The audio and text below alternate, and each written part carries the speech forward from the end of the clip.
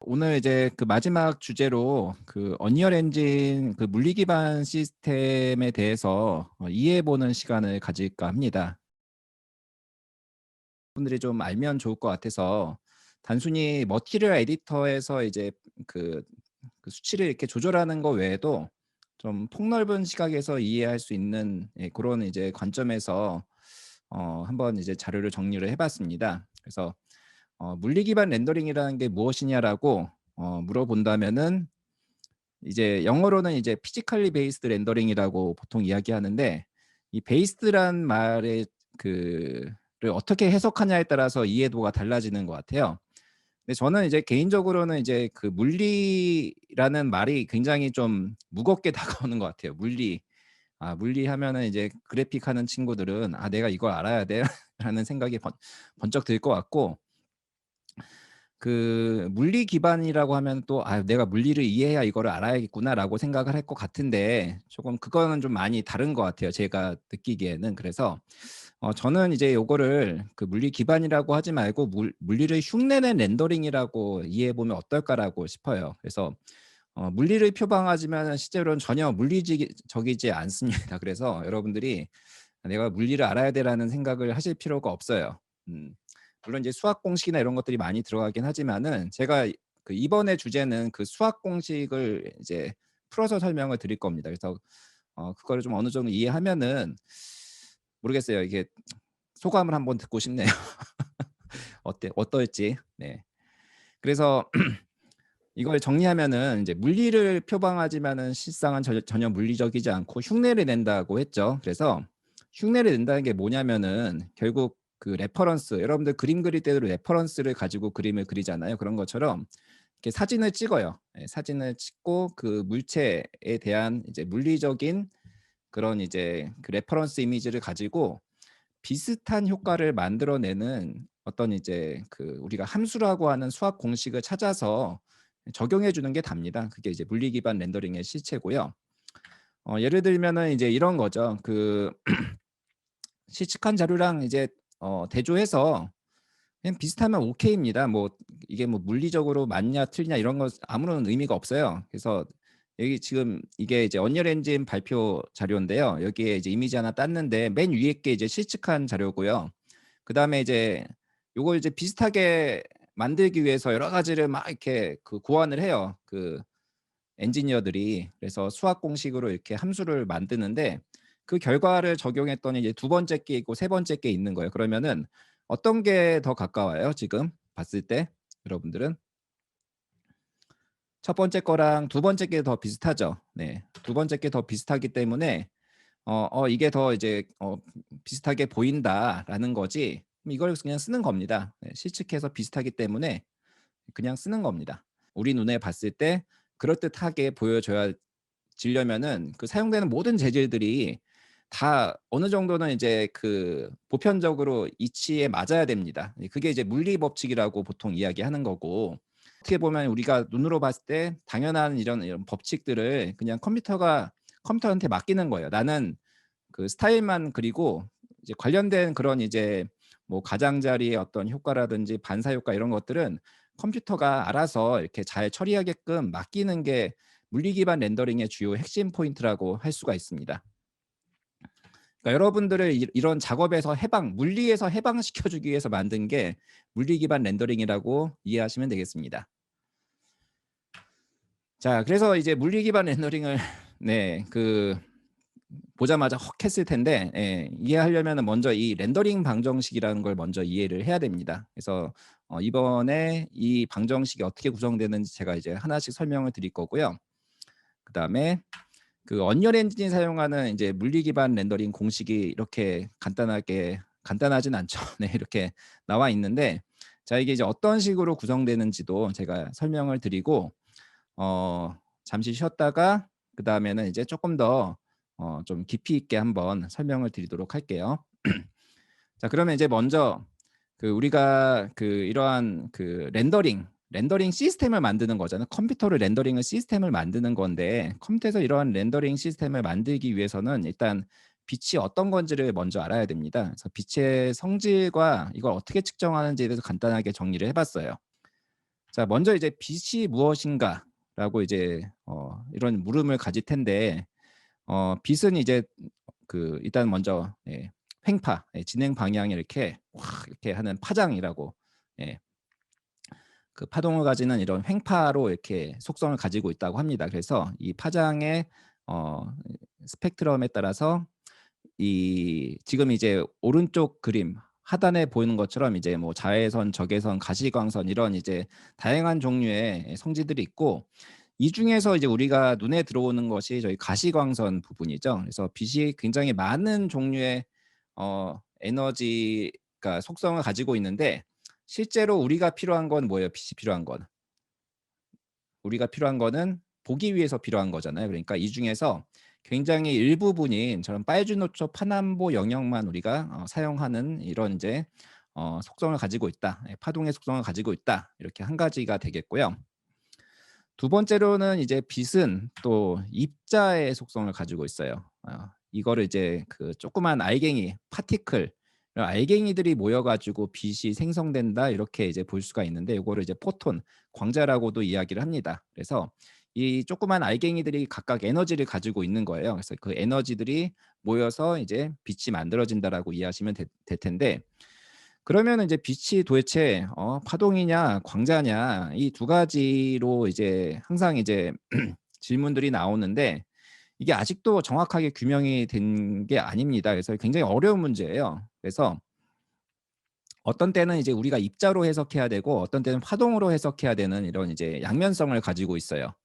근데 우리가 이런 거를 뭐 굳이 이렇게 알 필요는 없어요. 사실은 어, 두 가지로만 생각하면 돼요. 우리가 파동으로 해석할 때는 이렇게 눈에 보이는 빛과 눈에 보이지 않는 빛, 이 두 가지로 나누면 되고요. 이 눈에 보이지 않는 빛까지 다 이렇게 처리하는 이런 이제 학문적인 영역이겠죠. 이걸 이제 방사 측정, 레이디오메트리라고 보통 이야기를 합니다. 근데 우리는 레디오메트리가 필요할까요?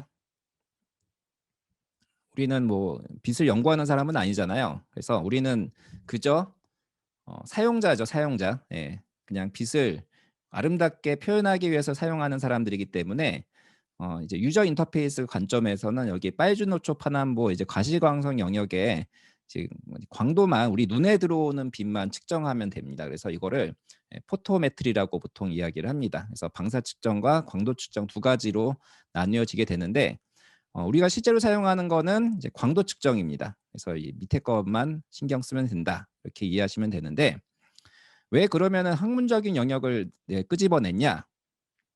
이게 이제 관련된 논문들을 보면은 이런 문서들을 보면은 용어가 굉장히 많아요. 굉장히 많고, 이게 그 방사 측정 관점에서 기술된 용어들이 있고, 광도 측정 관점에서 기술된 용어들이 있고, 사실 의미가 같은 건데 이게 너무 많다 보니까 여러분들이 혹시라도 이제 이후에 관련된 용어들을 처리할 때 조금 이제 혼동을 줄이고자 제가 앞에 정리를 했습니다. 자, 그러면 이제 여기서 이제 방사 측정과 광도 측정이 두 가지 분류로 이렇게 용어들이 다 달라요. 그래서 방사 측정에 대한 거는 주로 이제 레디언스, 레디언트 이렇게 이제 들어가고요. 우리 눈에 들어오는 광도 측정은 루미넌스, 루미어스 이런 식으로 이제 용어가 나눠집니다. 그러면은 이제 그 네 가지 속성들이 있어요. 각각에 대해서 같은 의미예요. 같은 의미인데 단어가 이제 서로 다르다 보니까 총 8가지를 알아야 된다는 건데, 여러분들은 이제 왼쪽에 있는 요 방사 측정에 관련된 단어들은 혹시라도 내가 조금 더 이거를 좀 깊이 연구하고 싶을 때 이게 이거에 해당하는 거구나 정도로만 이해하시면 될 것 같고, 오른쪽에 있는 용어만 사실 이해하면은 뭐 크게 문제는 없습니다. 대부분의 언리얼 엔진에서도 유저 인터페이스가 이 광도 측정으로 나오지 방사 측정으로 나오진 않아요. 그렇기 때문에 여러분들이 이제 나중에 뭐 논문을 보고 싶다 이럴 때는 여기 왼쪽에 있는 용어를 알면 좋고, 일단은 오른쪽만 알아도 충분하다 이렇게 이해하시면 될 것 같습니다. 그럼 여기서는 이제 네 가지 분류가 있어요. 그다음에 색이, 도라고도 이야기하고요. 그다음에 조도, 휘도 네 가지의 개념을 이제 아셔야 됩니다. 네 가지의 개념인데, 자, 먼저 이제 속부터 알아볼게요. 속은 그 전에 먼저 전체적인 이제 그 그림을 누가 잘 그려 놔 가지고 제가 따왔습니다. 예, 출처가 있으니까 나중에 한번 확인해 보시고요. 그래서 촛불이 있고 이 촛불에서 이제 빛이 사방으로 막 뿜어져 나오겠죠. 사마 뿜어져 나오는데 그 빛이 지면에 이제 그 도달한 다음에 이게 반사돼서 우리 눈에 들어오는 과정을 이렇게 쭉 이제 그려 본 거예요. 그래서 여기서 이제 그 속, 그다음에 도, 그다음에 조도, 휘도 이렇게 네 가지로 이제 구분이 된다. 이렇게 이해하시면 될 것 같고요. 이 과정을 다 알아주셔야지 지금 아까 설명한 렌더링 방정식을 어느 정도 이해하시는 데 도움이 됩니다. 이 네 가지로 구성이 되어 있고 먼저 자, 광속. 예, 속인데 이제 광속이죠. 예. 그 학문적 레디오메트리는 방사선 그러니까 전체적으로 하기 때문에 방사선속이라고 이야기하고요. 지금 우리는 이제 그 시각적인 관점에서만 보기 때문에 이제 광속이라고 이야기하고 루미너스 플럭스라고 이건 뭐냐면은 가장 기본적인 거예요. 그 루멘 전구나 이런 거 살 때 많이 들어봤죠? 이게 이제 그 어떤 빛이 광원이 있을 때 이 광원이 내뿜는 모든 이제 에너지의 총량을 의미합니다. 네. 근데 이제 이게 어쨌든 계속 빛을 내뿜고 있으니까 단위 시간당 계산을 해야겠죠. 그래서 빛이 어떤 이제 광원이 발산하는 모든 이제 그 광자 에너지의 총량을 이제 광속이라고 이야기를 합니다. 그러면 요거는 이제 굉장히 크겠죠. 근데 이 중에서 사실 자 앞에 보면은 사방으로 이제 퍼져 나가는데 우리 눈에 들어오는 빛은 일부분밖에 들어오지 않죠. 예. 그래서 여기서 이제 또 어 쪼끔 분할을 하는 겁니다. 그래서 이거 다 사방으로 하지 말고 이 단위 영역을 딱 지정하는 거예요. 이게 이제 원으로 퍼지기 구로 퍼지기 때문에 단위각이라는 단위 입체각이라고 하는 요런 이제 그 지정된 영역에 단위 영역에 나가는 빛의 총량은 얼마야라고 하는 거죠. 그래서 요거는 이제 그 단위 칸델라, 빛의 세기라고 이야기하는 거고요. 단위는 이제 칸델라로 지정이 되어 있고 요거는 이제 SR로 나누는데 요거는 여기 보이는 이제 원뿔 모양의 그 입체각이 만들어내는 면적을 의미합니다. 구에서. 그래서 요 면적에 대해서만 우리가 이제 보는 거. 왜냐하면 이 빛만 우리한테 들어오니까. 그래서 그 광속이라는 거는 전체 양이고요.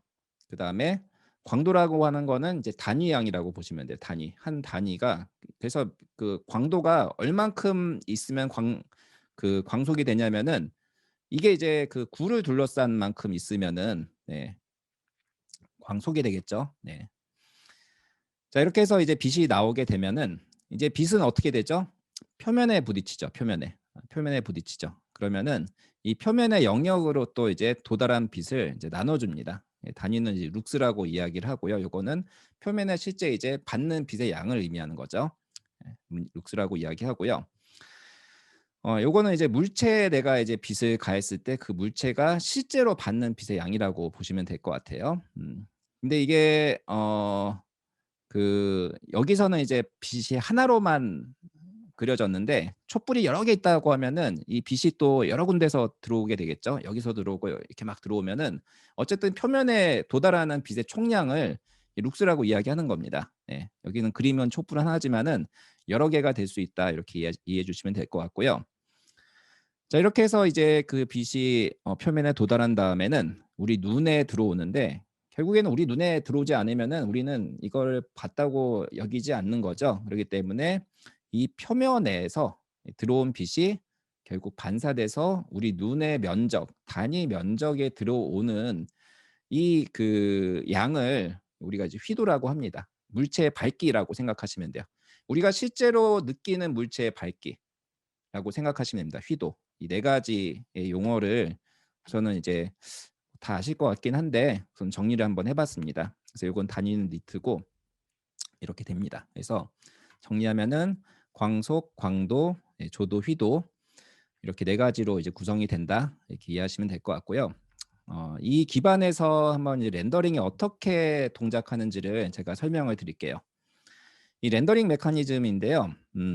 우선은 그 렌더링을 이거는 이제 컴퓨터를 통해서 우리가 이제 대신 시키는 거잖아요. 그럼 컴퓨터한테 모델을 만들어 주는 거예요. 아, 렌더링이 이런 형태로 돌아가니까 내가 이렇게 만들어 주고 계산 방법도 다 지정할 테니까 너는 이제 계산만 해. 이런 식으로 처리를 하게 되는데, 그 컴퓨터한테 시키기 위해서 어떤 식으로 영역을 설정하냐면은 이 그림에 보이는 이제 반구 영역, 헤미스피어, 반구 영역을 이렇게 설정하는 거예요. 표면이 있으면은 그 표면을 둘러싼 반구가 이렇게 가상으로 있는 겁니다.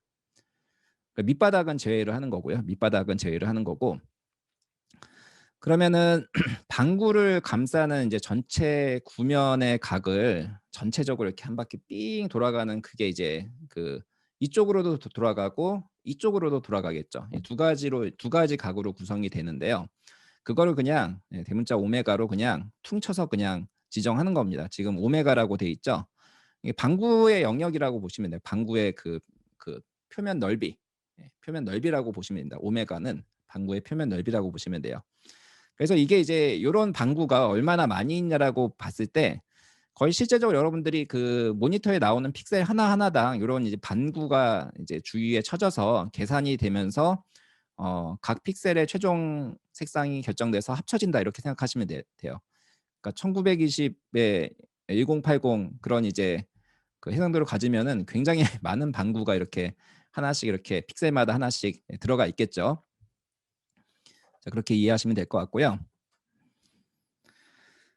자, 그래서 이 방구 영역 아까도 얘기했지만 두 개의 각으로 지정이 됩니다. 그래서 이건 아지무스라고 이야기하는데, 이거를 이게 천정각하고 방위각 이렇게 얘기하는데, 이게 또 용어들이 그 분야에 따라서 조금씩 달라서 그냥 원어로 하는 게 좋을 것 같고요. 네, 이거 그냥 보통 이제 그냥 그 이 밑에 이제 아지무스라고 되어 있는 요 그 천정각이라고 하는 거는 이제 파이, 파이라고 하는 이 각도로 지정을 합니다. 그다음에 요 그 방위각 엘리베이션이라고 하는 요 이제 그 방위각인데, 요거는 위에서부터 북극성에서부터 이제 아래로 내려오는 요런 이제 각도를 지정하는데 요 최대 90도가 되겠죠.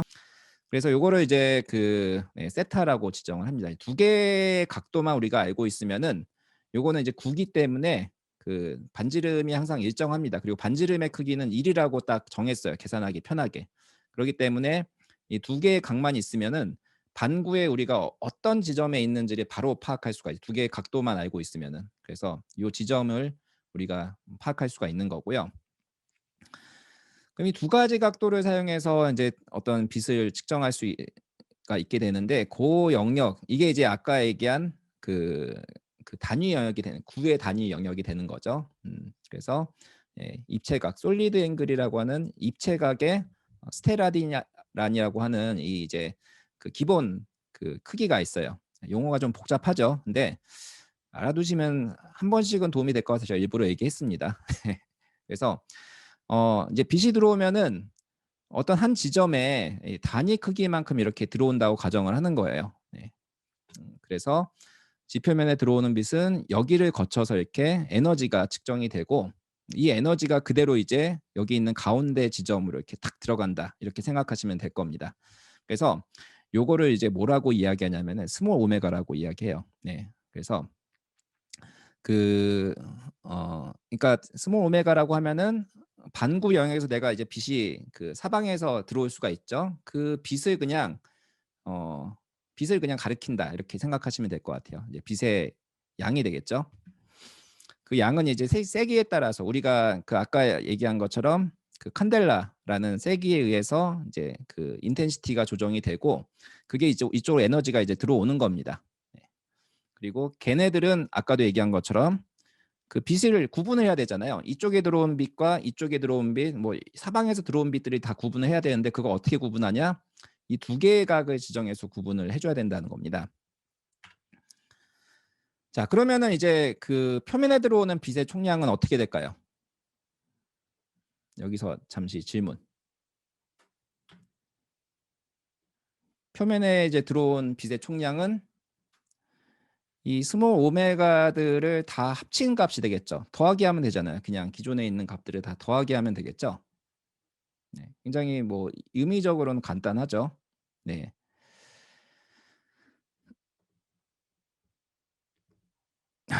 네, 지금 채팅창 봤는데 의학이 이렇게 많아요. 깜짝 놀랐네. 예, 그쵸. 그게 구의 건널비가 되겠죠. 전체 빛이 사방에서 다 들어온다면은 구의 건널비만큼 이제 다 빛이 들어오겠죠. 예, 그걸 다 합치면 되겠죠. 근데 그렇게 들어오는 빛도 있지만은 아닐 수도 있죠. 한 개만 들어온다, 뭐 두 개만 들어올 수도 있잖아요. 네, 그래서 그걸 이제 다 합쳐주면 됩니다. 그래서 굉장히 간단하게 그걸 다 합쳐주면 되는데, 이게 이제 모여가지고 표면의 전체 에너지를 전달을 하는 겁니다. 이제 그거를 이제 그러면 수학적으로 어떻게 표현할 것이냐. 제가 이렇게 말로 썼잖아요. 수학자들이 이걸 이렇게 그럼 이걸 그 공부하는 사람들은 이제 어쨌든 컴퓨터는 우리말을 이해하지 못하니까 컴퓨터한테 이해할 수 있는 언어로 넘겨야 되는데 그게 이제 수학인 거죠. 수학을 어떻게 얘기하냐면은 이렇게 얘기를 하는 겁니다. W 영역에 도달한 각 빛의 세기를 그냥 이렇게 복잡해 보이는데 그게 그냥 빛의 세기라고 해요. 한 그 앞서서 봤던 이 노란색 여기에 해당하는 오메가에 해당하는 빛의 세기가 '아 요거구나.'라고 그냥 이해하시면 돼요. 요게 이제 들어왔어요. 그러면 요거를 다 모아야 되잖아요. 반구에 거쳐서 다 모아야 되잖아요. 그걸 이제 이렇게 표현을 하는 겁니다. 이렇게 표현하는 겁니다. 그래서 이 적분식이 나오는데 사실 제가 이 적분식을 좀 더 이해하려고 자료를 많이 준비했는데 여러분들 너무 힘들어할 것 같아서 네, 굉장히 많은 자료를 삭제했습니다. 그냥 네, 이거는 따로 제가 기회 될 때 따로 얘기를 할게요. 어쨌든 이 기호 자체를 여러분들이 이해를 이렇게 하시면 될 것 같아요. 각 빛의 세기를 다 합쳤다. 각 빛의 세기를 반구 영역에 맞춰서 다 합쳤다. 이렇게 이해하시면 될 것 같고, 이제 들어오는 빛, incoming, I라는 이제 약어를 써서 이 I라고 이렇게 표현하는 겁니다. P는 이제 그 세기를 의미하는 거고요. 그래서 I 영역에 들어온 세기, 예, 세기만큼 이제 이렇게 그 전부 다 합쳤다라고 이해하시면 될 것 같아요. 그러니까 그 아까도 얘기했지만은 이 그 어쨌든 빛이라는 게 그 사방에서 들어오는 게 아까 뭐였죠? 조도였죠. 그러면 이제 하나의 빛은 이제 휘도의 개념으로 가는 거예요. 근데 이제 휘도 개념이 여러 군데서 이렇게 들어오는 거죠. 그러면 이거를 다 합산하면은 조도가 되는 거죠. 이렇게 이해하시면 될 것 같아요. 자, 여기서 이제 한 가지 더 고려할 게 있어요. 램버트 코사인 법칙이라고 하는 건데 이제 표면에 들어오는 빛을 우리가 계산을 해줘야 되는데 그냥 빛을 다 합치면은 뭐 좋죠. 근데 문제가 있습니다. 이게 입사각에 따라서 이게 들어온 빛이 줄어든다는 거예요. 이 위에서 들어오면은 제대로 나오는데 위에서 들어오면은 제대로 나오는데 그 이제 기울어질수록 이제 빛의 양이 이제 줄어든다는 얘기예요. 예. 그래서 이 기울어진 양은 이렇게 삼각함수에 비례해서 줄어든다라고 보시면 되고 이제 정말 이제 90도가 되면은 이제 아예 안 들어오는 것처럼 우리가 파악을 하는 거죠. 그러면은 이게 이제 그 골고루게 이렇게 분포되는 것이 아니고 위에가 이렇게 크게 이렇게 볼록해지겠죠. 예. 위에가 좀 더 이제 강조된 그런 식으로 볼록해지는 이런 이제 타원이 만들어지게 됩니다. 그래서 요거를 반영을 해 줘야 돼요. 빛을 합칠 때 그냥 합치면 안 되고 들어온 빛의 각도를 보고 입사각을 보고 이거를 이제 보충해서 함께 반영을 해 줘야 되는데 자 그게 이제 요겁니다. 요건데 이 닷 프로덕트라고 보통 이야기해요. 내적이라고 이야기하는데요. 요거는 두 가지로 보시면 돼요. 이 N 요게 이제 많이 나오는데요. 아마 이제 쉐이더 기본으로 하시는 분들은 아마 이게 의미는 알 텐데 모르는 분들도 있으니까 들어온 빛과 그다음에 노멀 그러니까 그 반구의 그 중심이죠. 중심에서 위로 향하는 예, 그 부분과 얼마나 떨어져 있는지를 나타내는 거라고 보시면 돼요. 같으면은 1이고요. 네. 90도 이상 90도만큼 이제 떨어지면 0이 되고 그다음부터 서서히 이렇게 떨어집니다. 이게 이제 그 코사인 함수를 이뤄요. 이게 그 1 에서부터 0 까지 내려가는 이제 그런 그래프를 그리게 되고요. 여기서 절대값을 취하고 있는데 요거는 뭐냐면은 빛의 자체를 우리가 사용할 때는 빛은 음수를 사용할 수가 없기 때문에 이거 이제 이 양성이라고 이야기해요. 포지티비티. 빛은 이제 항상 양수여야 돼요. 그렇기 때문에 이렇게 이게 마이너스가 나올 수도 있으니까 항상 절대값을 붙여서 0보다 크게끔 유지를 시켜주는 겁니다. 그래서 들어온 빛에다가 우리가 이제 보정을 하는 거예요. 보정을 조금씩 이렇게 입사각을 보고 좀 더 비스듬하게 들어왔으면 이제 낮춰야 되죠. 빛의 표면에 도달하는 것을 측정하는 게 목적이기 때문에 우리는 표면에 들어가는 빛을 측정하는 게 목적이지 들어온 빛을 측정하는 게 목적이 아니기 때문에 이렇게 이제 반영을 해줘야 됩니다. 그래서 이렇게 되면은 자, 이거는 이제 반구에 들어온 빛의 총량이고요. 얘는 이제 표면에 도달한 빛의 총량이 되겠죠. 이렇게 이제 이해를 하시면 될 것 같고요. 자, 그러면 이제 들어온 빛이 있으면 나가는 빛이 있어야 됩니다. 들어온 빛이 있으면 나가는 빛이 있어야 되는데 이제 요게 이제부터 재질이 시작되는 거예요. 그 전까지는 표면에는 도달 안 했으니까 이제 표면에 드디어 이제 도달한 겁니다. 여기까지 하면 이제 표면에 도달한 거예요. 그러면 얼만큼 표면 얼만큼의 빛이 들어가는지 우리가 알게 되잖아요. 이 들어온 빛을 이제 알게 됐습니다.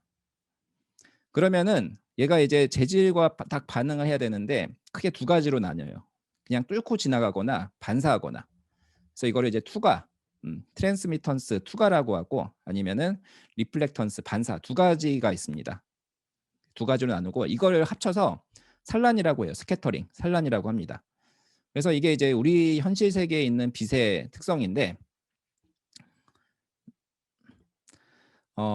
우선은 그 투과 자체를 사실은 고려를 많이 안 해요. 게임 엔진에서 렌더링 시스템에서는 투과 자체를 고려를 하지 않습니다. 일단은 기본적으로 이제 계산량이나 이런 것들이 너무 많기 때문에 다른 시스템에서 이렇게 쓰지 리얼타임에서 이제 재질을 표현할 때는 일단 투과는 걸러주고 대신 쉐이더에서 적당하게 땜빵해줘요. 네, 막 일부러 막 굴절을 시킨다든지 이런 식으로 어설프게 표현을 해줍니다.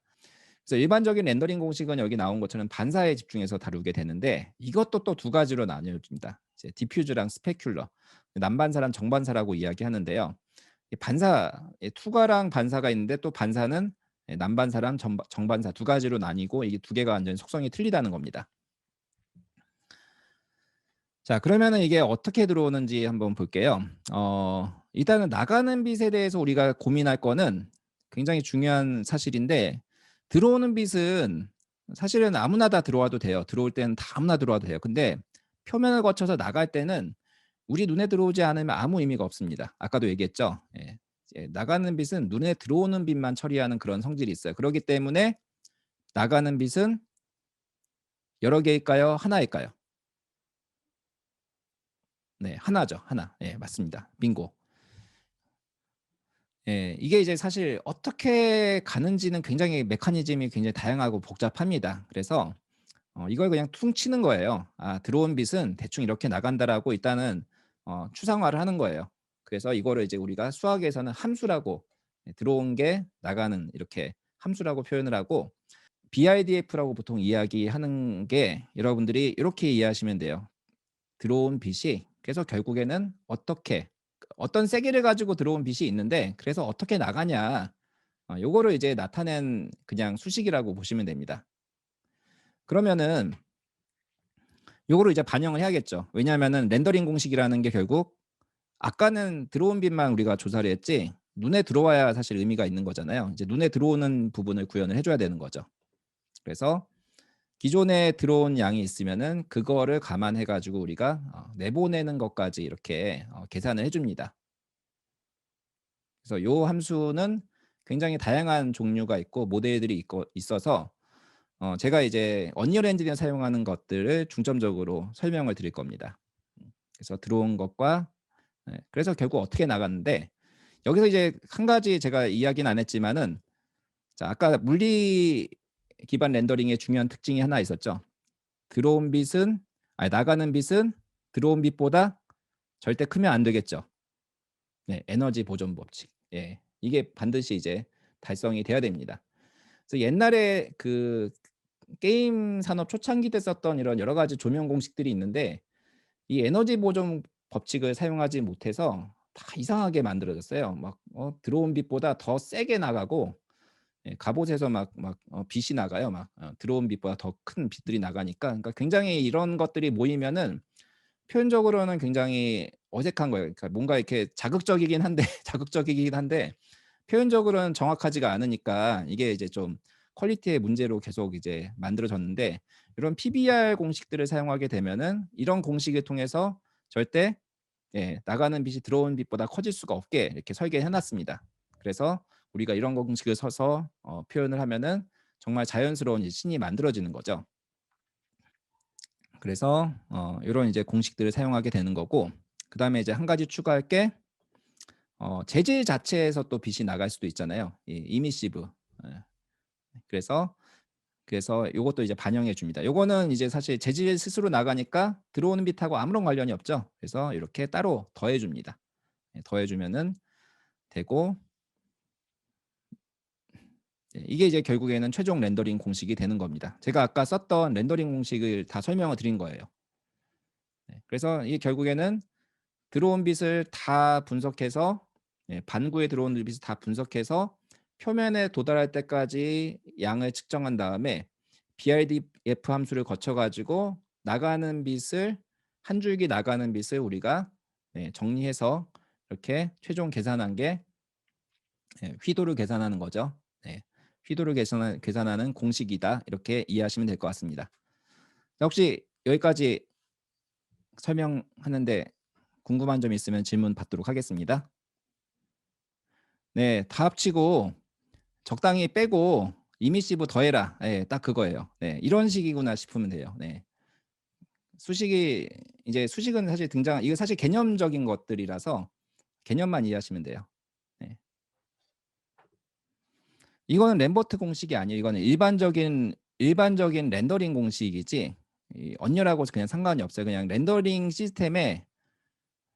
시스템의 근반을 이루는 그런 이제 개념이라고 생각하시면 돼요. 실제 수식이 들어가지도 않았어요. 개념만 들어갔어요. 진짜 여기는. 요 F에 들어가는 게 진짜 수식인데 이건 아직 안 들어간 거죠.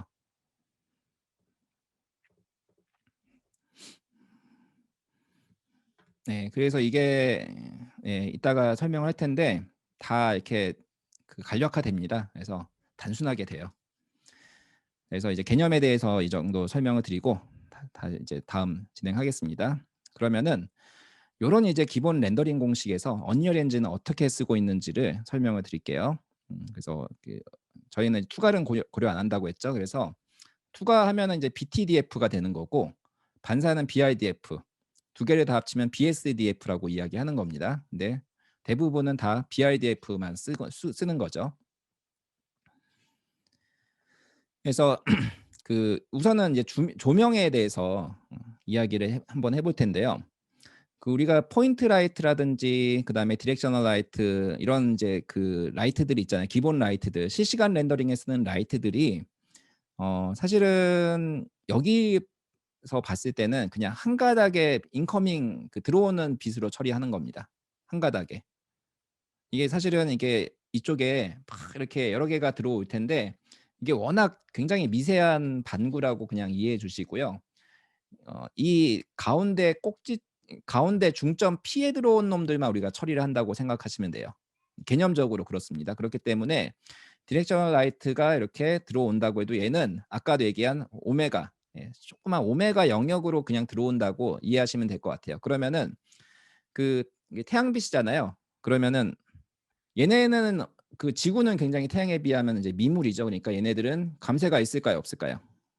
감쇄는 없어요. 그냥 방향만 있는 빛이, 한 줄기 빛이 이렇게 들어온다고 보시면 되고, 그다음에 포인트 라이트 같은 경우에는 이제 우리가 인위적으로 설정한 조명이니까 위치가 중요하죠. 위치에 따라서 이렇게 쫙 이렇게 떨어지는데, 이게 이제 떨어지는 법칙이 있는데 그것도 정리를 했지만은 제가 그냥 길어질 것 같아서 그냥 뺐습니다. 그래서 나중에 이제 궁금하면은 이게 이제 길이가 길어질수록 감쇄되는 법칙들이 있어요. 그래서 요거를 나중에 설명드리도록 하고요.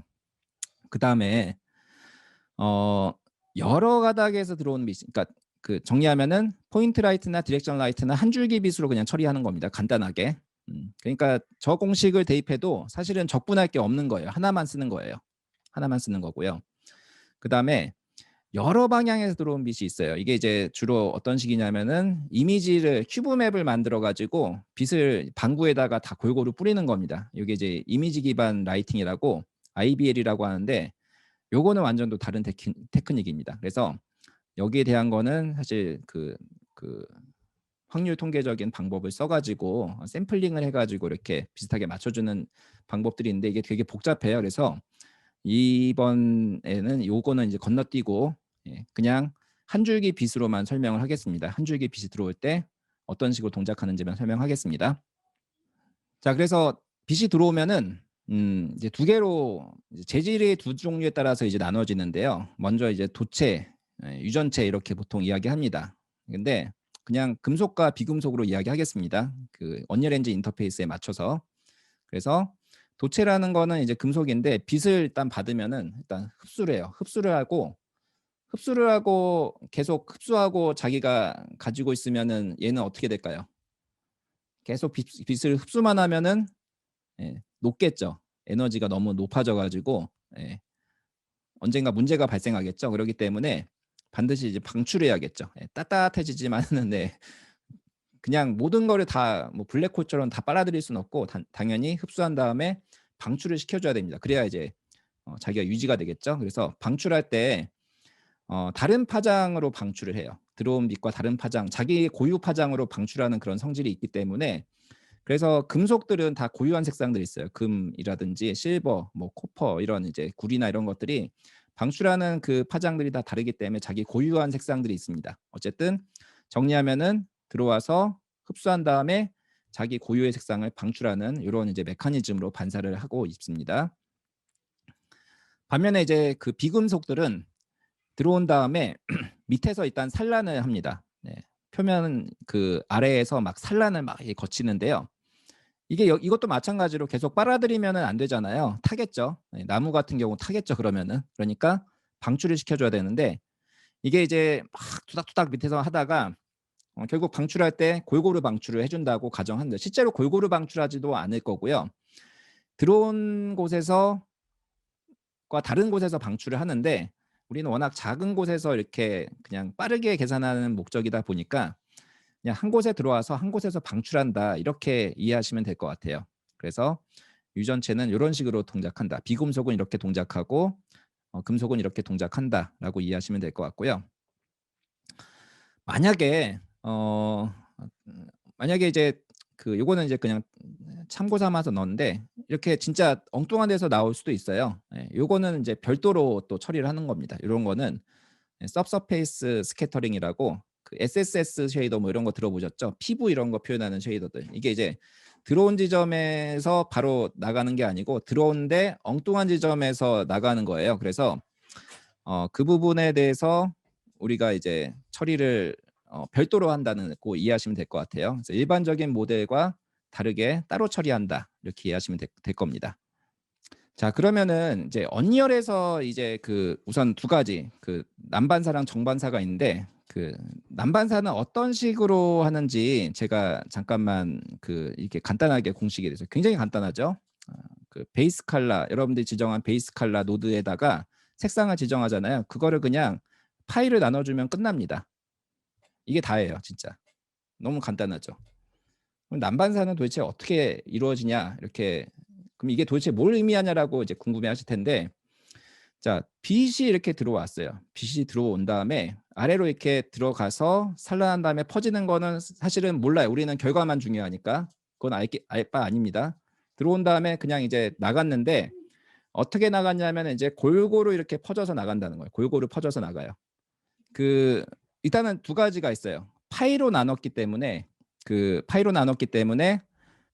들어온 빛이 나가는 빛이 들어온 빛보다 절대 클 수가 없죠. 무조건 나눴으니까 3.14로 나눈 거잖아요. 그러니까 무조건 우리 눈에 들어온 빛은 들어온 빛보다는 항상 작다는 겁니다. 이게 이제 한 가지 의미하는 거고요. 두 번째는 요거는 골고루 퍼지기 때문에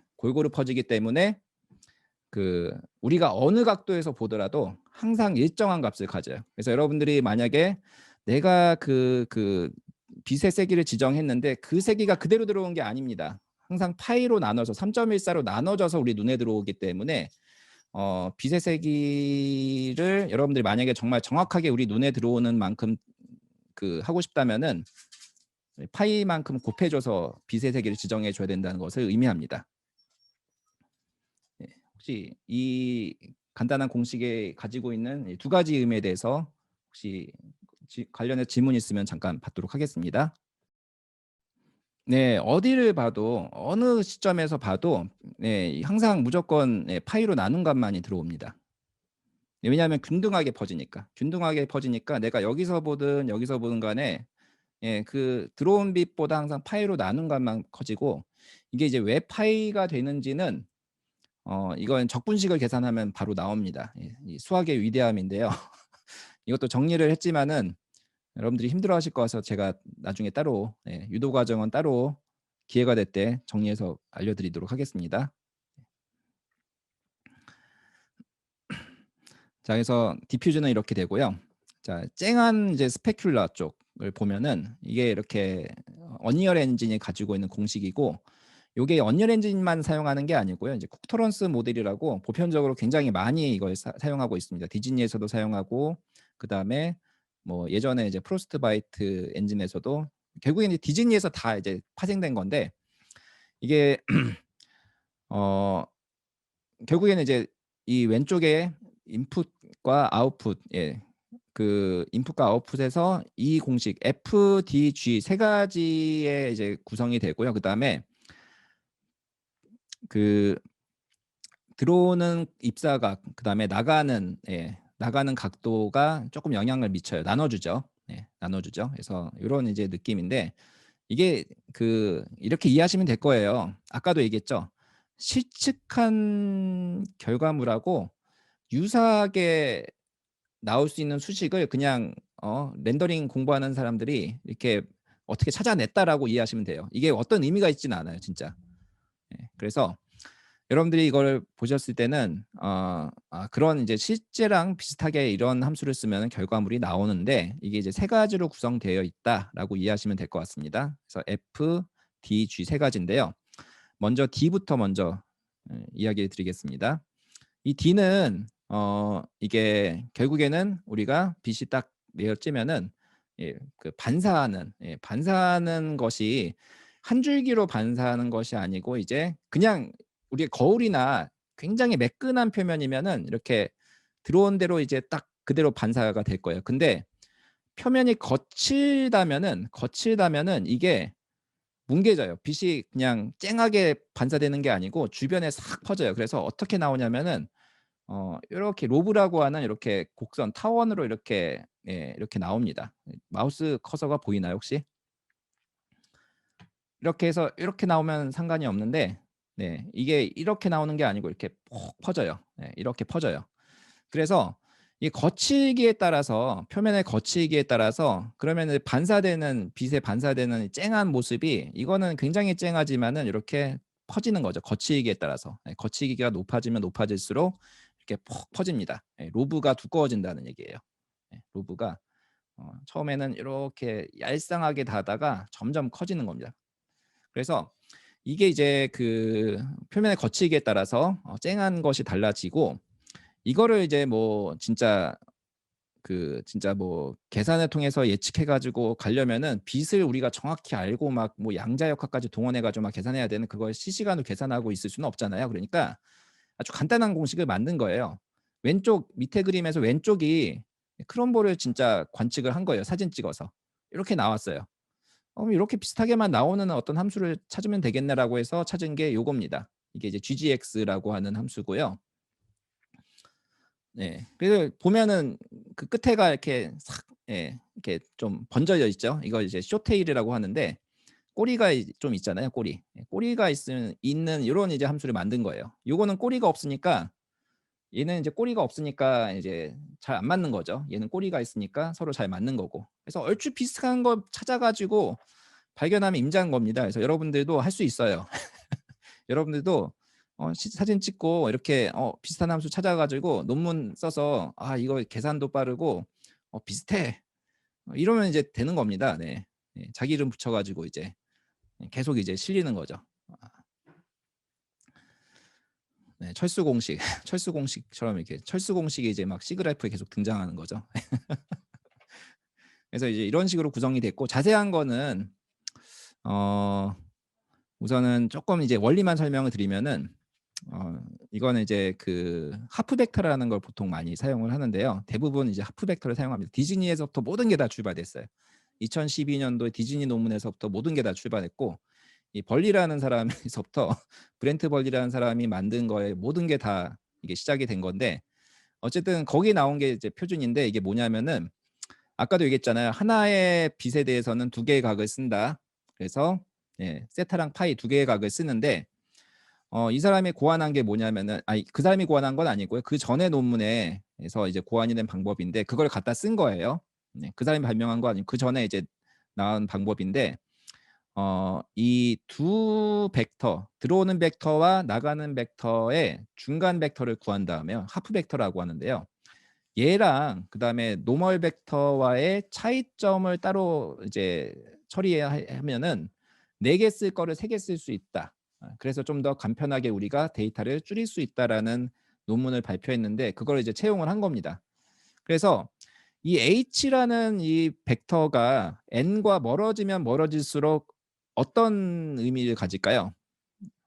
얘는 표면에서 점점 멀어지니까 이거는 실제로 그 거치다는 걸 의미하는 겁니다. 이걸 지금 말로 이렇게 제가 아주 깔끔하게 표현하기가 좀 어려운데 예, 이것도 따로 이제 또 설명을 해야 될 것 같아요. 그래서 어쨌든 n과 h를 비교해서 h가 m보다 멀어지면은 얘는 거치다라고 그냥 판단하는 거예요. 거치기를 그렇게 판단하는 겁니다.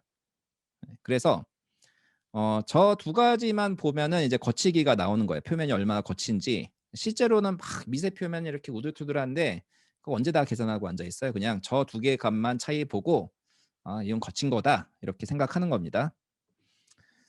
그래서 스페큘러 공식인데요. 한글로 풀었으면은 그냥 설명하려고 그냥 원문을 갖다 붙였습니다. 그 2014년도에 언리얼 엔진 그 공식인데 여기서 n과 h가 아까 제가 얘기한 하프 벡터랑 노멀 벡터의 그 차이예요.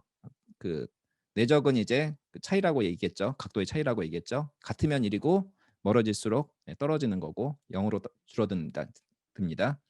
자, 그래서 디즈니에서 처음에 그 저 이 롱거 테일 꼬리 아까 봤죠? 요 꼬리 이 꼬리를 기가 막히게 잘 표현한 게 요 GGX 모델의 이제 트로브리지 라이츠라는 분이 또 발표를 새로 고안한 모델이 있어요. 이거를 갖다 썼어요. 근데 여기서 그대로 안 쓰고 조금 내가 또 변형했다 뭐 이런 얘기예요. 네.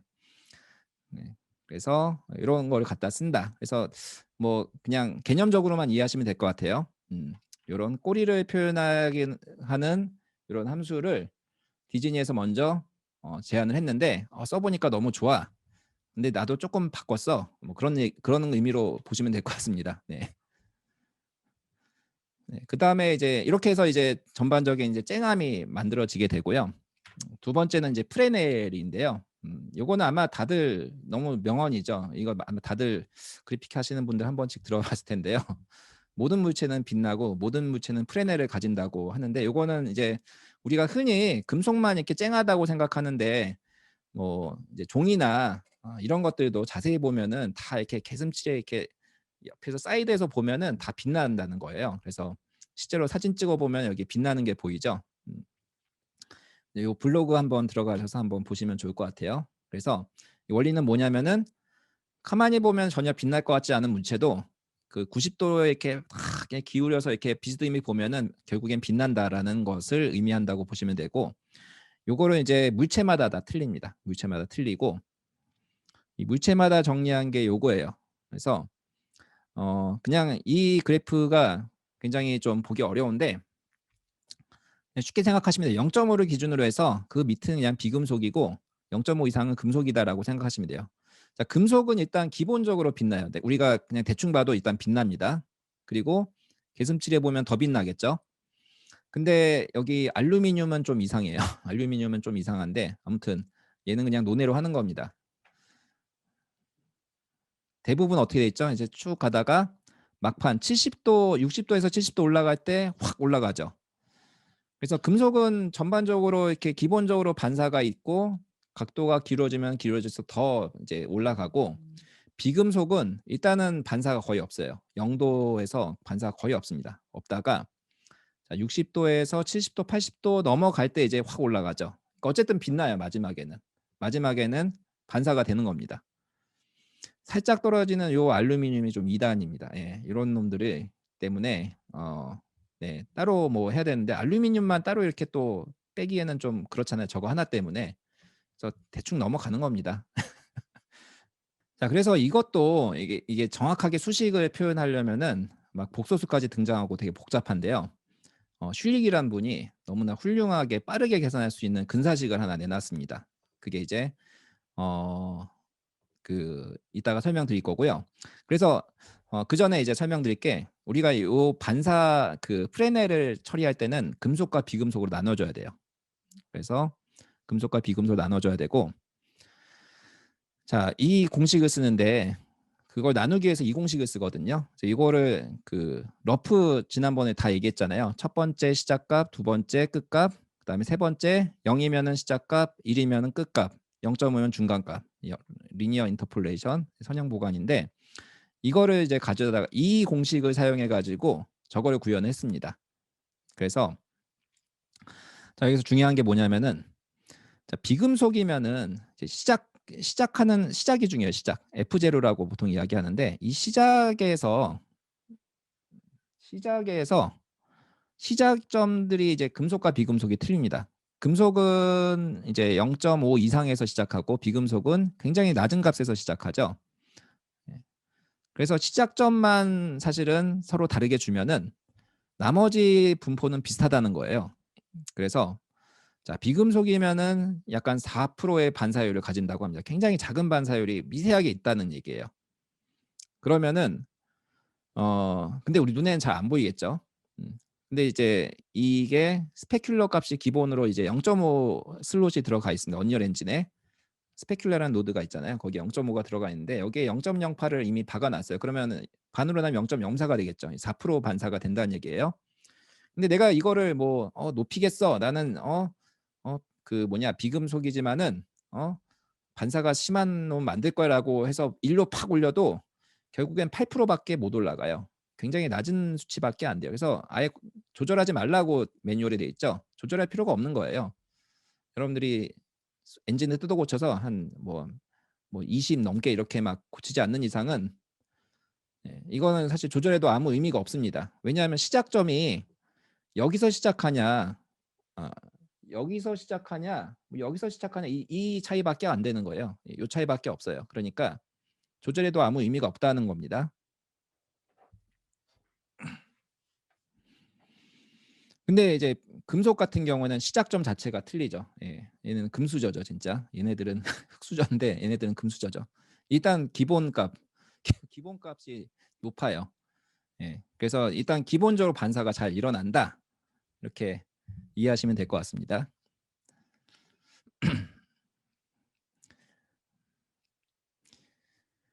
그리고 여기서는 스페큘러 값이 금속에는 들어가지가 않아요. 보시는 것처럼 메탈이 1이면은 그냥 베이스 칼라가 들어가기 때문에 스페큘러 값이 아무런 영향을 미치질 않습니다. 그러니까 메탈 올리고 스페큘러 더 올려도 아무 의미가 없다. 이 정도만 알아두시면 될 것 같아요.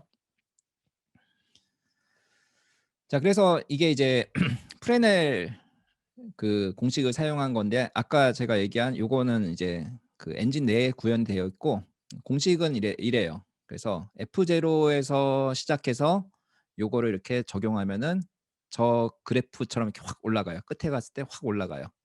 네. 그래서 이것도 마찬가지예요. 여러 가지 해봤는데 이건 이제 거의 슐릭이라는 분이 만든 거를 거의 이제 완전 대동단결했어요. 모든 게임 그래픽에서는 대동단결했는데 언리얼은 또 비틀었어요. 조금.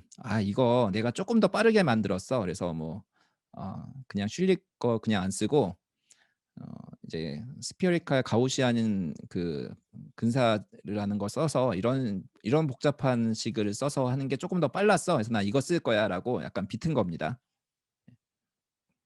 네, 개량 버전이죠. 네. 그리고 모바일 가면은 이제 더 개량된 버전이 나오고 뭐 그다 그런 겁니다. 다 원리는 거의 비슷한데 예. 그러니까 곡선이 똑같이 저 곡선만 유지해 주면 사실 아무런 문제가 없는 거예요. 뭘 쓰든 간에. 네. 그렇습니다. 그리고 마지막에 이제 G 버전으로 가면은요. 지형 감쇄인데요. 이게 이제 뭐냐면은 표면의 거치기를 우리가 사용해서 아까 이제 스페큘러를 탁 반영을 했잖아요. 근데 거치기가 이제 커질수록 이렇게 또 보안에 좀 굉장히 어두워진다는 거예요. 그래서 실제로 더 어둡다는 거. 시측해 보니까 아 저렇게만 쓰면은 좀 정확하지가 않아. 조금 더 어두워야 돼. 거칠수록 조금 더 어두워야 돼. 이런 느낌이라고 보시면 돼요. 그래서 이게 이제 이론적으로는 섀도잉이 들어가서 그림자가 져서 어두워진다든가 그다음에 미세 표면에서 빛의 진로 방해해서 도달하지 못한다든가 뭐 이런 형태로 이제 설명을 하는데 뭐 진짜 이걸 구현하는 건 아니에요. 그냥 이론적으로 그렇다는 거고 그래서 뭐다? 조금 더 어두워져 거칠수록 조금 더 어두워져야 된다. 이거 얘기하는 거예요, 그냥.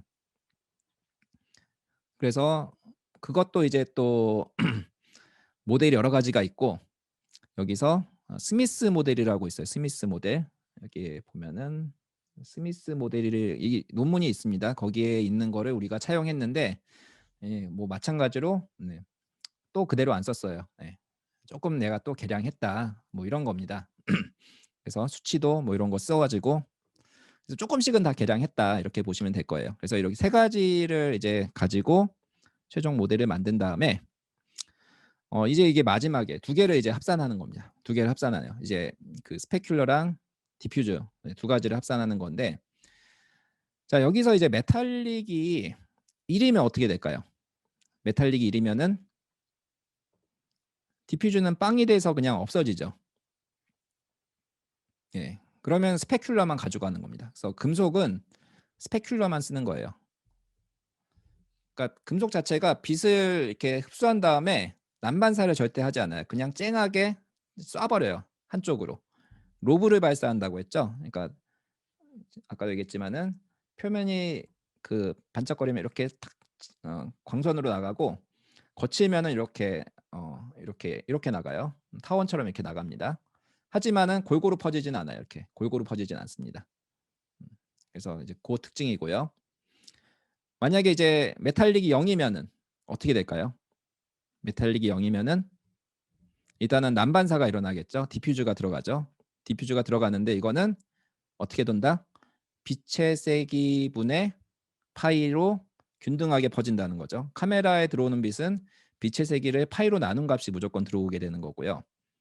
스페큘라는 들어올까요? 안 들어올까요? 네, 들어가죠. 스페큘라 들어가죠. 네, 스페큘라 들어가요. 들어가죠. 여기는 0이 안 되니까 들어가죠. 근데 스페큘라에서 다시 공식을 살펴보면은 요거가 들어오는데 메탈릭이 0이면은 이제 0.04 들어가잖아요. 굉장히 작게 들어가요. 작게 들어가고 이제 각도 처음에 시작하는 각도는 작게 들어가고 그리고 중요한 거는 베이스 컬러는 이거는 RGB 값인데 얘는 숫자잖아요. 0.5잖아요. 그러니까 무채색이 들어간다는 얘기예요. 무채색. 요건 RGB 값이 들어가는데 얘는 무채색이 들어가요. 그래서 반사는 어떻게 된다? 예. 보통 이제 금속 같은 경우 환경을 흰색 무채색의 반사가 일어난다는 겁니다. 그래서 흰색 스페큘러가 나오는 거예요. 근데 메탈은 흰색 스페큘러가 아니죠. 주위를 그대로 그냥 이렇게 반영을 해주는 거죠. 예. 그래서 그리고 얘네들은 어떻게 되죠? 각도가 높아질수록은 가장자리에서는 쨍해지죠. 가장자리에서는 반사가 쫙 일어나죠. 바로 앞에서 봤을 때는 거의 안 일어나는데 가장자리로 갈수록 반사가 쨍하게 일어나지만은 흰색 반사가 일어난다. 이렇게 이해하시면 되겠습니다. 잠시 쉬었다가 제가 이제 그 시연 드립 부분이 다른 데는 어떻게 하는지 이렇게 한번 이제 보여드릴 텐데 이것도 이제 결국 디즈니 발표에서 다 얘기 나왔던 거고요. 이렇게 그 DB가 있어요. 실제 이렇게 관측을 한 거죠. 이렇게 관측을 해가지고 정말 많은 재질을 이렇게 정교하게 관측해서 이렇게 특성들을 다 파악한 사진들이 있습니다. 요거를 보고 이제 우리가 근사하게 이제 근접하게 만들어주는 함수를 이제 그 개발을 하는 거죠. 렌더링 하시는 분들이 다 이런 거 하는 겁니다. 예, 이런 함수를 이제 만드시는 거고요.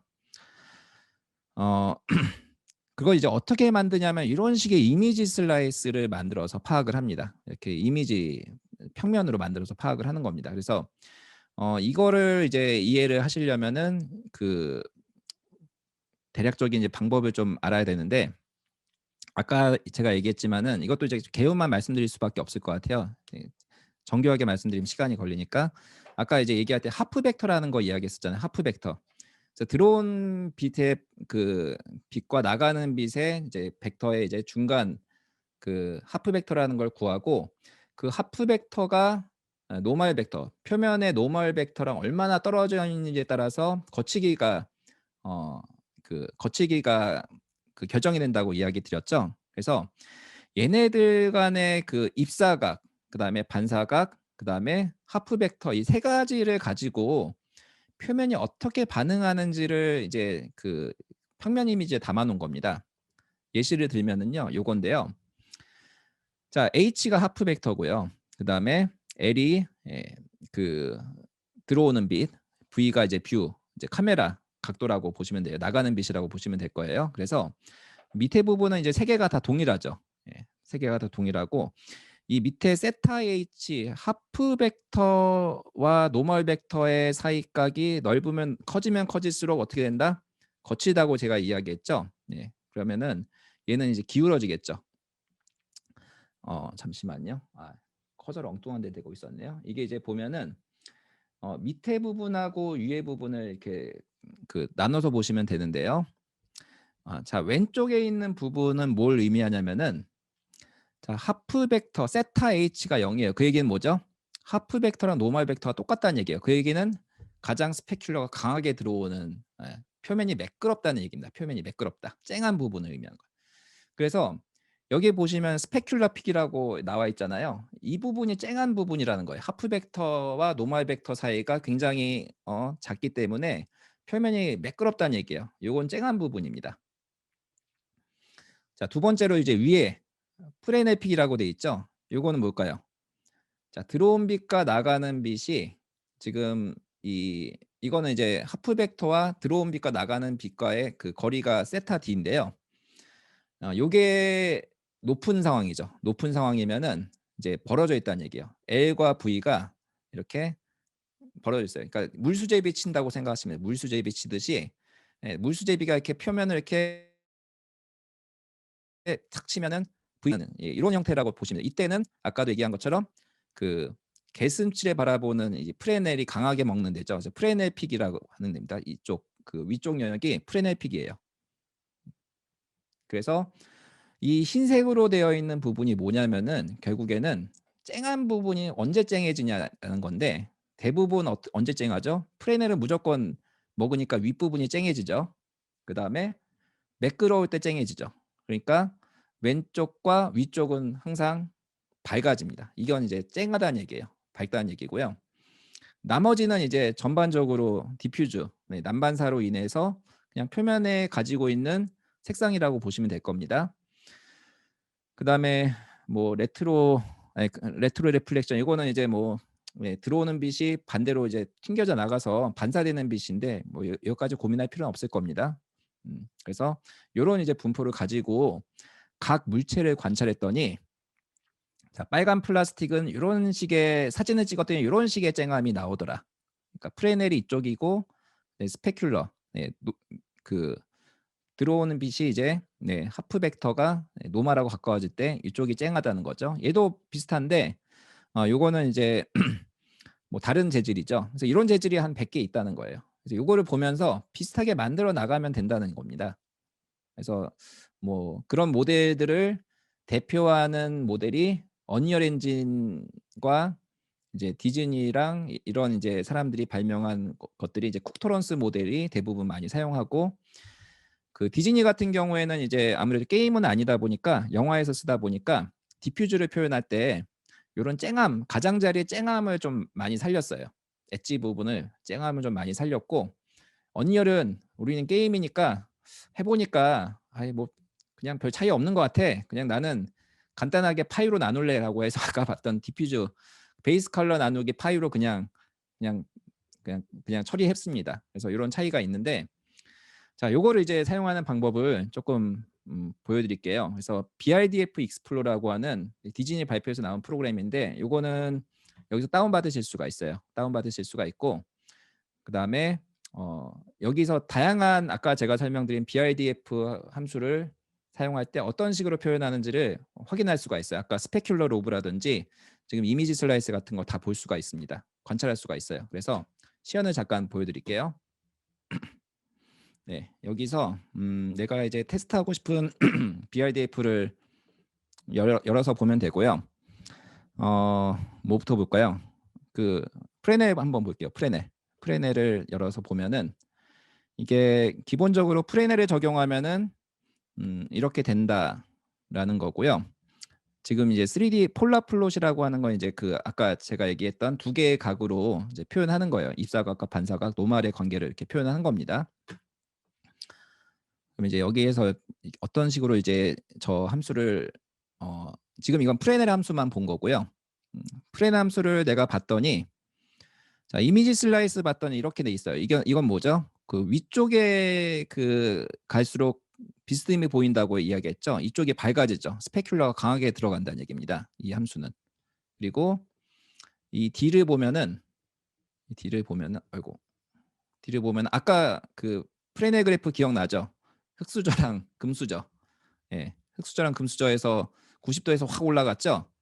이거는 이제 초기 값이에요. 이게 이제 그 스페큘러가 0.04면은 여기서부터 시작한다는 거예요. 여기서부터 이제 쭉 올라가고 0.5부터 시작하면은 여기서부터 시작하는 거죠. 이거는 이제 금속마다 다르겠죠.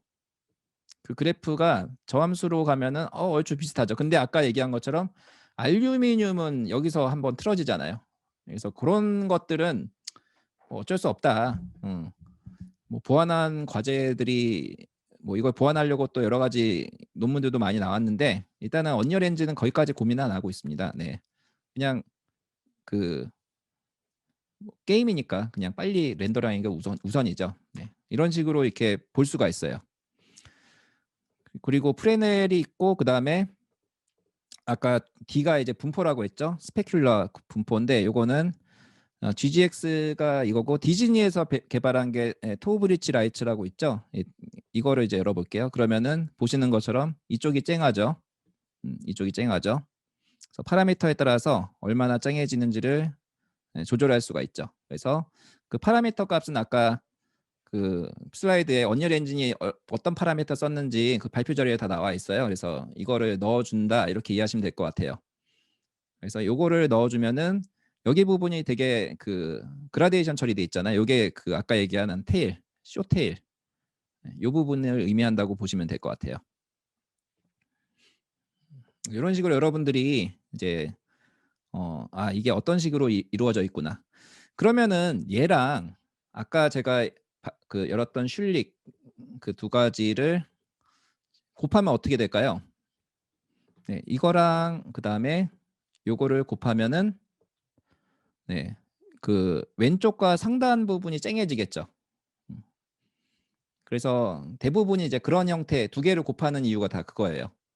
그 다음에 너무 곱하면은 또 그러니까 그 조금 낮춰주는 거죠. 예. 그건 이제 조절하는 그 분모에 이제 뭐 분모에 있는 코사인 이런 함수들이 그러면 너무 좀 밝으니까 너무 어두워지니까 조금 밝게 해주자, 아니면 조금 더 어둡게 해주자, 뭐 이런 식으로 이렇게 보정해 준 거라고 보시면 돼요.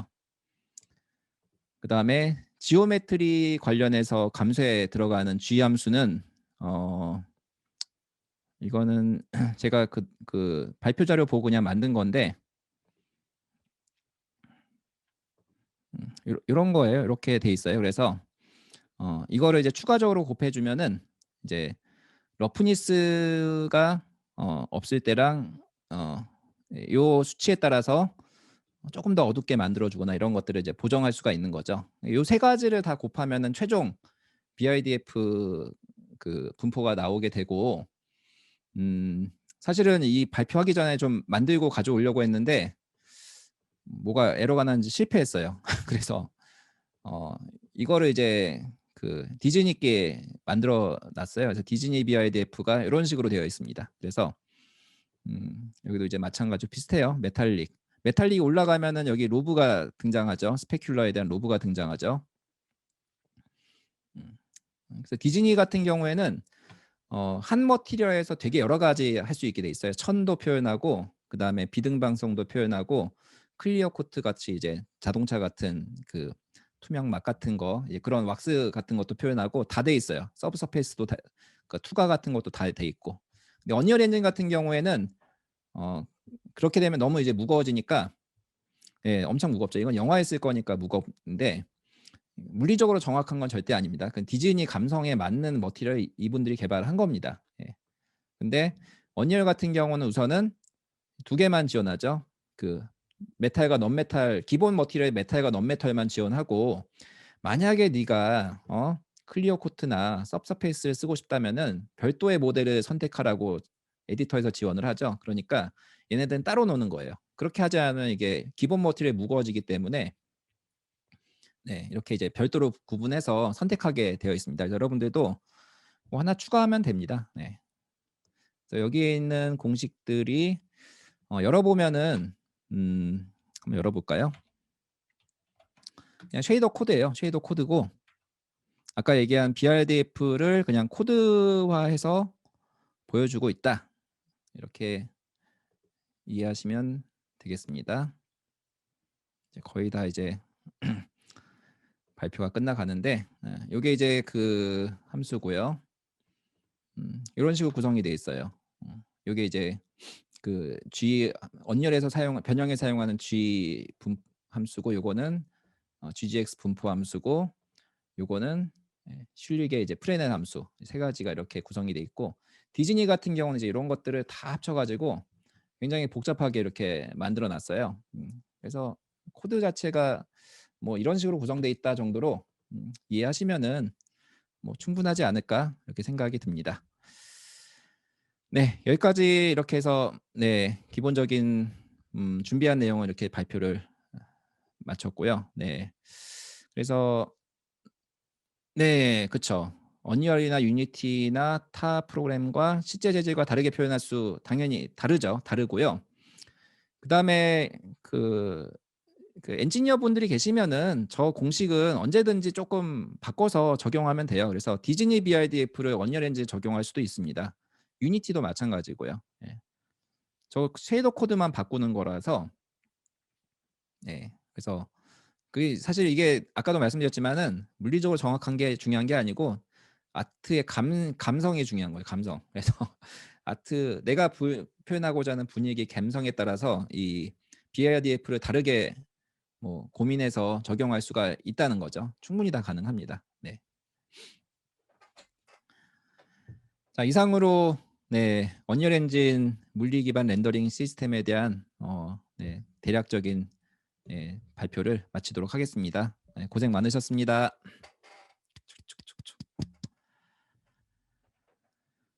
자, 그래서 이제 저희 특강 이제 마지막 시간이고요. 마지막 시간에 제가 사실은 이렇게 일이 커질 줄 몰랐는데 그냥 아주 진짜 간단하게 얘기하려고 했어요. 근데 많은 분들이 신청해 주셔가지고 이렇게 커졌는데 마지막으로 저희 그 학생들 이제 한 20분 남은 동안 혹시 이제 이 물리 기반 발표한 거에 대한 궁금한 점들이나 아니면은 질문들 같은 거 간단하게 받고 마무리하면 어떨까 싶습니다. 그러니까 흰색 반사가 일어난다는 것은 흰색으로 반사가 된다기보다는 이제 명도가 조절된다라고 이해하시면 될 것 같아요. 그래서 머티리얼 에디터 켜셔서 한번 이게 러프니스를 줄여주고 그래서 가장자리가 어떤 식으로 변하는지 한번 리플렉션 캡처 같은 거 넣고 한번 보시면은 파란색을 반사할 때 아마 그 머티리얼 재질 색상의 명도로 이렇게 반사가 되지 파랗게 반사는 안 될 거예요. 네네. 요거 관련해서 이제 사실 오늘 교수님께서 그 물리 기반 렌더링에 대해서 사실 구조라든지 작동 방식에 대해서 정말 너무나 여러분들 이런 강의는 어디 가서 못 듣습니다. 예, 이거는 못 듣는데 저는 개인적으로 이제 여러분들이 에셋을 만드는 아티스트 입장에서 PBR에 대해서 잠깐만 예, 제 개인적인 생각을 말씀드리면요. 여러분들이 물리 기반 베이스는 예, 근사적인 처리죠. 그 교수님 말씀대로. 하지만 이게 사실은 더 높은 퀄리티, 이게 퀄리티의 절대값을 높이기 위한 기술이 아닙니다. 여러분들 이거는 확실하게 알고 가셔야 되는 게 물리 기반 베이스는 이제 대량의 에셋이 필요한 프로젝트에서 더 적은 비용으로 더 예를 들면 50의 노력으로 80점을 얻는 기술이지 이게 뭐 100점짜리를 120으로 올리는 기술이 아니고요. 무슨 얘기냐면 여러분들이 에셋이나 뭘 만들 때 예전에는 예를 들면 맥스나 마야에서 뭐 만들면 사실 뷰포트에서 완전 진짜 폴리싱 미친 듯이 해서 거기서 굉장히 잘 나오게 한 다음에 이제 넘겼었는데 지금 이제 물리 기반 상황에서는 그렇게 넘기시면 안 되고 그냥 여러분들이 레퍼런스 정보를 알아야 됩니다. 예를 들면 흰색도 어떤 흰색이 흰색인지 거기에 메탈릭이나 러프니스는 어떤 값인지 예를 들면 뭐 어두운 머리카락을 만들 때도 이게 어떤 값을 가지는지 정도 기본적으로 통일된 레퍼런스 참조 자료가 있어야 되고요. 그 관점에서 이제 사실 여러분들이 그 레벨이나 이런 거 에셋 같은 거 마켓에서 구해왔을 때 아마 그 라이트 빌드 같은 걸 하거나 동적 강원 안에서는 생각보다 퀄리티가 안 나오는 경우가 되게 많습니다. 예를 들어 너무 시꺼매지거나 너무 타거나 뭐 이런 경우가 있는데 이런 경우 대부분은 그 베이스 컬러 색깔이 너무 밝거나 너무 어두워서 발생하는 문제입니다. 예, 물리 기반에서는 이게 빛들이 다 이제 근사적이긴 하지만 실제 베이스 컬러라든지 여기서 튕기는 색들이 다 반영되기 때문에 옛날처럼 그냥 흰색이라고 해서 여러분들 포토샵에서 예, 25, 25, 25 쓰시면은 안 됩니다. 예, 흰색도 제가 항상 하는 얘기가 이거거든요. 완전 새하얀 흰색도 여러분들이 텍스처 만들 때는 예, 그냥 흰색 같은 회색. 완전 시꺼먼 어두운 색도 여러분들 포토샵에서 텍스처 만들 때는 그냥 검은색 같은 회색. 이렇게 만드셔서 여러분들 텍스처가 실제 그 다이어그램 있잖아요. 포토샵에. 네, 인포 하면 다이어그램 창이 있을 텐데 여기서 너무 왼쪽에는 너무 오른쪽으로 치우쳐져 있으면 이건 잘못된 베이스 컬러, 잘못된 알베도입니다. 이런 것들이 이제 물리 기반으로 가면서 여러분들 에셋을 만들 때 좀 고려를 하셔야 되고요. 예, 맞습니다. 지금 이거 지금 잘 보셨지만 사실 그 예를 들면 게임 쪽에서 이 PBR이 굉장히 많이 쓰이는 이유는 이겁니다.